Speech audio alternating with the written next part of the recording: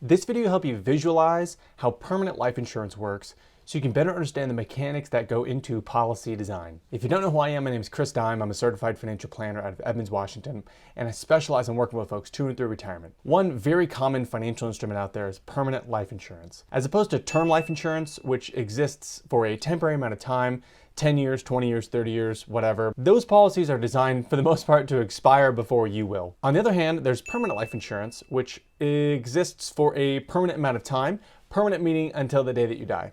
At least they're designed to last that long, so you can plan to leave them to your heirs, etc. I do find that the mechanics of a permanent life insurance policy are challenging to understand, so in today's video, we'll break down the mechanics that go into a policy's design, so you can better understand what you're looking at if you're ever presented with a big old ledger of numbers saying what the policy values are going to look like 70 years from today. So let's jump in. Now, we're not going to get into specific case studies to decide whether or not permanent life insurance is actually a good fit for this person or for your situation. On the other hand, we will get into some general concepts to be aware of that you can pull intuitively from looking at how these policies are structured. Having spent the better part of a decade at Northwestern Mutual, which happens to be the largest implementer of life insurance in the United States, permanent life insurance is also their flagship product. And in 2022, total permanent life insurance sales amounted for like $1.1 billion of Northwestern Mutual's revenue. So it's a pretty big market share. And that 1.1 billion does not even include corporate-owned life insurance or bank-owned life insurance,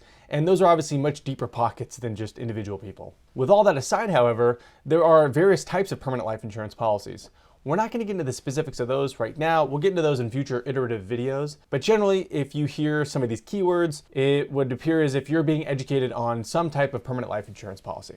And those keywords are things like whole life insurance, variable life insurance, universal life insurance, guaranteed universal life insurance, indexed life insurance, irrevocable life insurance trusts or ILITs, and as mentioned before, bank-owned life insurance, corporate-owned life insurance, etc. Now that's obviously not an exhaustive list, and it's definitely not exhaustive of the creative, cool marketing terms that insurance companies come up with to label their products a certain way, such as cash value life insurance. And that's not technically a policy design, it's just a nickname for it in the industry. And specifically, I can remember Northwestern Mutual called some of their old permanent life insurance policies ordinary life, and then the next generation of that was extraordinary life. So I'm guessing they were trying to prime you to think that what you were buying was extraordinary. Moving on though, at a high level, permanent life insurance policies are designed using three core mechanics. Death benefit, which is the amount of life insurance that goes to your loved ones or creditors once you pass away.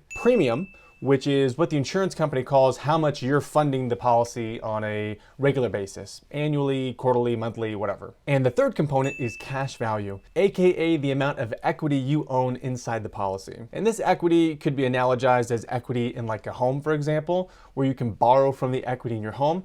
Likewise, with most permanent life insurance policies, you can borrow from the cash value in your policy. Now, you may or may not want to do that. It probably makes sense to talk to somebody before you do that. But there's other things you can do with the cash value. You could do a straight withdrawal, or in the event you were to cancel this policy or sell your home, to continue with the analogy, this is the amount that you would extract from the policy and walk away with. Now, some policies have surrender charges, whereby you might see a stated cash value, but really you'd be walking away with a lot less than that because there's some surrender charges, usually in the first few years, to make sure that the insurance company gets paid. So with those three components in mind, death benefit, premium, and cash value, let's jump into a quick visualization. There are three main components that go into the mechanics of a permanent life insurance policy. That's going to be your death benefit, your premium or funding level, and then your cash value. So to visualize what's happening with these policies, we can look at an X and Y axis with your classic time and money analogy here, right? So we've got time down here on the X axis, and then we've got money up here on the Y axis. So the money, right, we're going to track things like death benefit, premium, and cash value. The time standpoint, we'll just break this up into tick marks. We'll say this is time 0, this is 10 years out, 20 years out, 30 years out, 40 years out, and then just, plus. Typically with like a term life insurance policy, let's say you want the death benefit at, $1 million. Well, that death benefit is going to be equal to $1 million for as long as your term is, right? So if your term lasts 10 years, you're out of life insurance after the 10th year. If your term lasts 20 years, you're out of life insurance after 20 years. And if you buy a 30-year term, pretty popular choice, you will run out of life insurance at year 30, and you're done. No more life insurance after that. But we're not talking about term life insurance, we're talking about permanent life insurance. How does that work? Well, permanent life insurance, I would analogize very much to some type of mortgage. So let's say you're buying a $1 million piece of property, or in this example, a $1 million life insurance policy, permanent life insurance policy. You want that 1 million to exist forever, right? You want your property forever. To do that, you're going to be on the hook for some level of premium forever as well. Forever meaning until the day that you die. One caveat to that is there actually is like the age of endowment, which is like 120. Basically, if you live till age 120, the insurance company just strokes you a check for how much the life insurance is worth because actuarially you're supposed to be dead. So they just give you the life insurance. But most people don't live that long, so let's cover a real world example. I don't know exactly what the number would be, but let's just say it's somewhere in the ballpark of 10 grand a year. That is your premium. You're on the hook to spend 10 grand a year forever, or again until the day that you die. And as long as you make your payment, as long as you make your premium payment, you will have the life insurance at $1 million of death benefit. In addition, we talked about this, there is a cash value component that accumulates in the policy, and we'll abbreviate that as cash value. Now, for most life insurance policies, that cash value starts at like a fraction of however much money you put in that first year, somewhere in this ballpark, right? So we'll keep it simple and just say this is, I don't know, $1,000. That means you put in 10 grand the first year, and your policy is worth, if you were to cancel it, $1,000. Usually it's actually worth a lot less, but in this example, we'll just say it's 1,000. And you make your payments, la la la, and over time, your cash value accumulates. And it accumulates kind of like this, okay? This isn't drawn to scale, but ultimately it takes until about year 16 to 18 for the policy to break even. And break even being where the amount of money you put in equals the total value of your cash value. Intuitively from here, though, you can rest assured that if you were to cancel this policy anytime before this mark, you for sure lost money, right? Everywhere in this area, you've funded 10 grand and your cash value is worth less. In that second year, you funded a total of 20 grand and your cash value is worth less. Then 30 grand, then 40 grand. Then, in year 10, you're at 100 grand having put into this policy and you're still underwater, right? Maybe this is worth 20 grand, right? So you've lost 80 grand, right?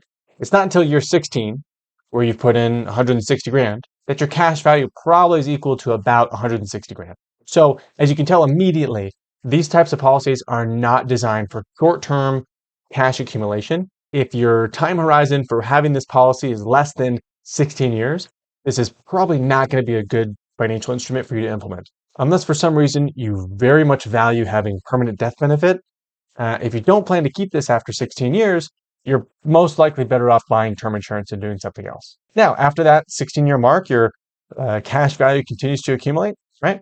And you might be thinking, okay, well, aren't these two going to intersect at some point?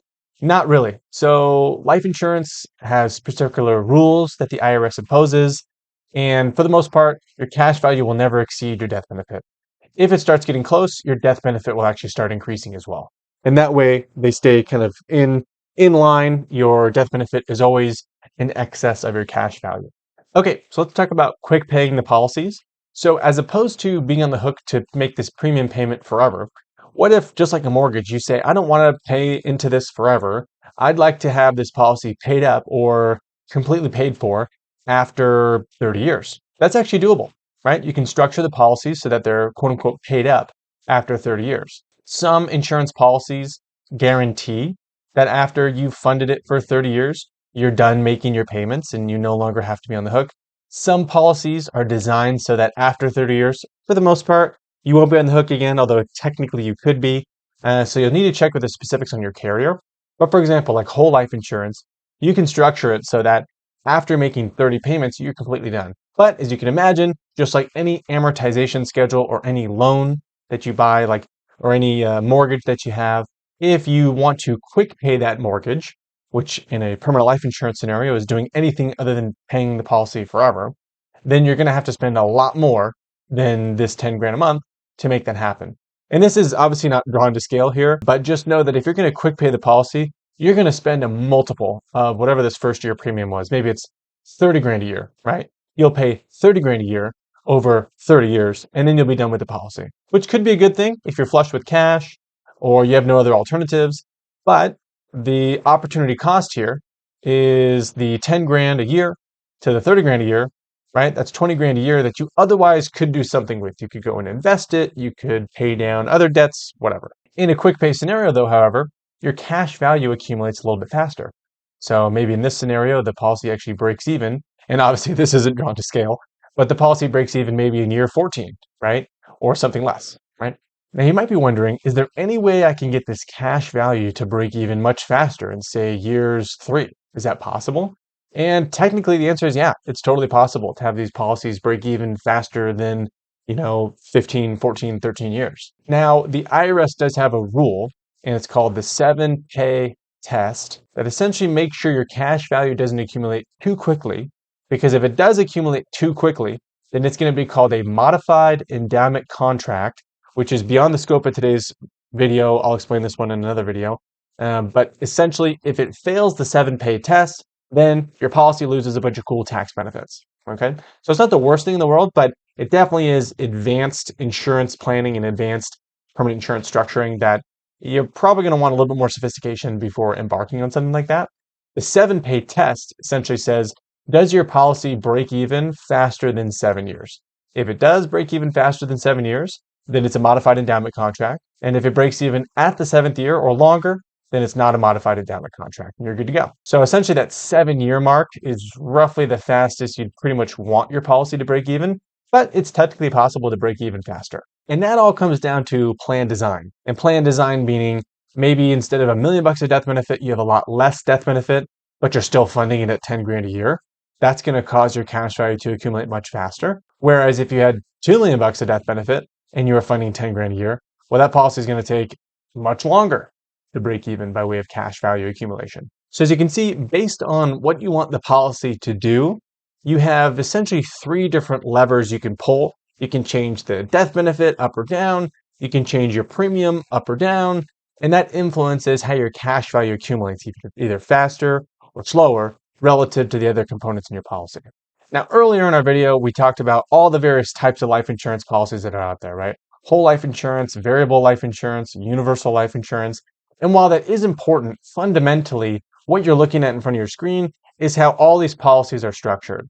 Now, for example, anything that's variable or universal or variable universal life insurance, that's going to have a cash value that accumulates a little bit less steady and maybe does something a little bit more like this, right?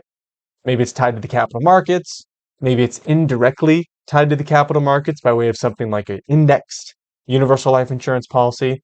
We can get into specifics in a future video, but just know that philosophically, this is all kind of the mechanics of what's happening inside the plan. One of the most common questions I get when it comes to designing these permanent life insurance policies, or when examining an offer from an insurance company to a prospective client, is what is the rate of return that I can expect on this type of policy? Well, if it's some type of whole life insurance policy that breaks even in, year 16 or whatever, then odds are the long-term rate of return in a policy like this is somewhere in the ballpark of 4 to 6%. We can get into why that is if you'd like. Just drop in the comments and I can dive into more specifics. It has to do with how the policy is being credited by the general performance of the life insurance company on the back end. But ultimately, if you have this policy for 40 years, you can probably expect an overall cash value rate of return of somewhere in this ballpark. Now, what that means, though, is if you cancel this policy before that 40th year or 30 years, for example, and let's say you cancel the policy in year 16, well, your rate of return was 0% because you put in exactly what your policy is now worth by way of cash value. Now, you could make the argument that there, a little asterisk here. Maybe you did have some cool benefit because you had $1 million of life insurance on the balance sheet the whole time. Sure.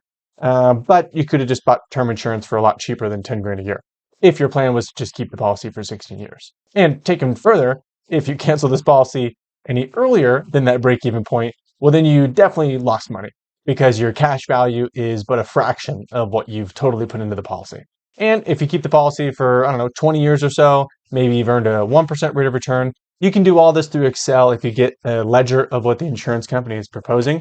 But over the long term, 40-year plus, maybe even the lifetime of the policy, you could probably expect no better than about 4 to 6% rate of return, which for some folks is super attractive because they've got death benefit on the balance sheet and they've got a consistent performing policy. Sure. Mathematically, though, you can see how a 4 to 6% average return over 40 years is probably not that great of a rate of return compared to what most financial models expect, a classic 100% stock portfolio to average, which those would be closer to like 8, 9, 10%. I analogize the long-term performance of a permanent life insurance policy, if it's something like a whole life or universal life, something like that.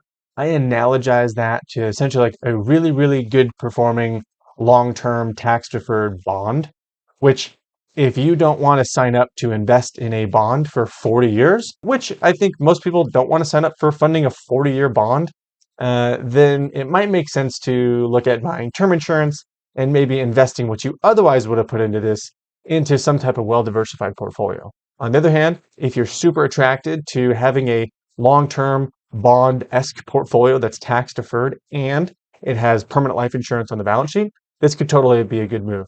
Philosophically, at the end of the day, this is a permanent life insurance plan, meaning that the goal here is to maintain death benefit life insurance on the balance sheet until the day that you die. So I hope that was helpful in visualizing the core components of a permanent life insurance policy. Of course, there's way more we could get into, and if you do have specific questions, drop them in the comments below and I'll either address them there or I can address them in some future iterative videos. And so hopefully this is helpful as you're out there in the marketplace. If you're being shown one of these policies, you can better understand what's happening inside of them. Have a great rest of your week. If you have further comments, drop them in the comments below or get in touch on the website. Talk to you later. Bye.